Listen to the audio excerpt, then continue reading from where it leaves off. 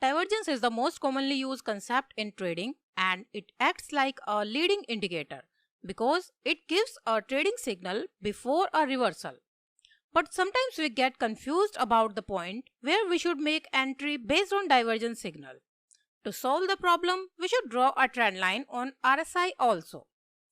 If we get a negative divergence between two peaks of RSI, we should draw a trend line on the corresponding troughs.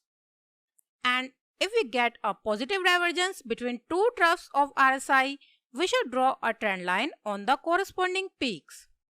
We can make entry when RSI break the trend line. The strategy can be applied to any time frame and gives around 95% correct signals. This is the hourly chart of Facebook Inc Corporation. We can see here that prices are going in upward direction but RSI is giving us a negative divergence here. So, the peaks for giving us a negative divergence, this is the peak 1 and this is the peak 2.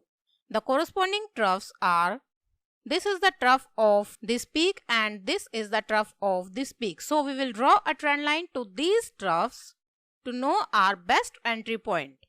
This is the trend line connecting these two troughs and this is our short sell position. Also prices are breaking down this trend line, so this is our confirmed short sell position. We can place our stop loss level at this peak and we can go short at this point. Now see here, prices are going down but here we are getting a positive divergence on RSI. So we'll draw a trend line on the prices. Also we will draw a trend line to the corresponding peaks. So this is the trend line. When prices break this trend line in upside, we can make our long positions. So this was the point here where we can make our long position, but we will wait till prices break this trend line in upward direction. So this is our confirmed buying point when prices break this trend line in upper side, and we will place our stop loss at the lowest point of this downtrend. So this should be our stop loss level. Again here we are getting a negative divergence because prices are going in upward direction and RSI is going downwards. So it is a negative divergence. We will draw a trend line on the troughs of RSI. This is the trend line and RSI is breaking down this trend line at this point. So this point is our entry point for our short sell trade and this was the point. So we can make our short sell position here. We can see here that prices are also breaking down the trend line at this point. So this red candle is our confirmed short sell position and we will employ a stop loss level at the high of this peak. Now here prices are going downwards but we are getting a positive divergence on RSI. So we will draw a trend line to the corresponding peaks.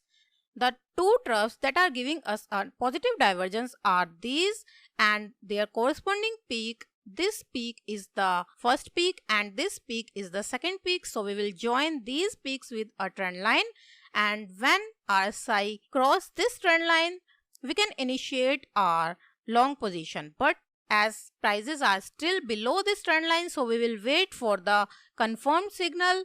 Here prices are going in upward direction.